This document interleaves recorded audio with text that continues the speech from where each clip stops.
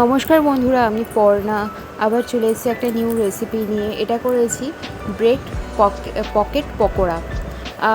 তার জন্য আমি কিছু নিয়ে নিয়েছি ভেজিস আর একটু রসুন কুচি, লঙ্কা কুচি। প্রথমে একটু কড়াইতে তেল দিয়ে তার মধ্যে জিরে ফোড়ন দিয়ে তার মধ্যে ভেজিসগুলোকে অ্যাড করে দেবো। একটু সামান্য নেড়ে ছেড়ে তার মধ্যে দিয়ে দেবো নুন পরিমাণ মতন, একটুখানি হলুদ গুঁড়ো, একটুখানি জিরে গুঁড়ো, ধনে গুঁড়ো আর একটুখানি আমচুর পাউডার দিয়ে এটাকে খুব ভালোভাবে কষিয়ে নেব। আর লঙ্কা কুচিটা বুঝে দেবে, যেহেতু এটা বাচ্চাদের জন্য সেহেতু আমি একদম অল্প দিয়েছি।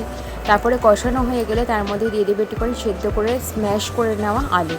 তারপর ধনেপাতা কুচি চাইলে তোমরা এটা কারি পাতাও ইউজ করতে পারো, তবে ধনেপাতাটা বেটার। এটা হয়ে গেলে নাবিয়ে নেবে।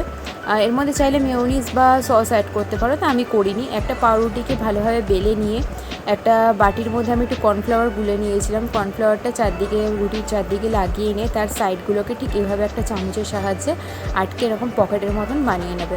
এবার একটা করে প্রথমে বানিয়ে নেবে, কেননা যেহেতু এটা পাউরুটি, তুমি যদি একটা বানিয়ে আরেকটা করতে যাও তাহলে কিন্তু জিনিসটা পুড়ে যাওয়ার একটা সম্ভাবনা থাকবে। আমি এর মাঝখানে পুরটা দিয়ে তার মধ্যে একটুখানি চিজের একটা করে টুকরো দিয়ে দিয়েছি, দিয়ে প্রত্যেকটা এরমভাবে অল্প অল্প করে বানিয়ে নিয়েছি। এরপরে একটা ফ্রাইং প্যানের মধ্যে তেল গরম করে নিয়ে এবার একটাকে এরকম ব্রাউনভাবে অল্প অল্প করে ভেজে তোলো। এটাকে টিফিনে দিতে পারো বা স্ন্যাক্স আইটেম হিসেবেও খেতে পারো।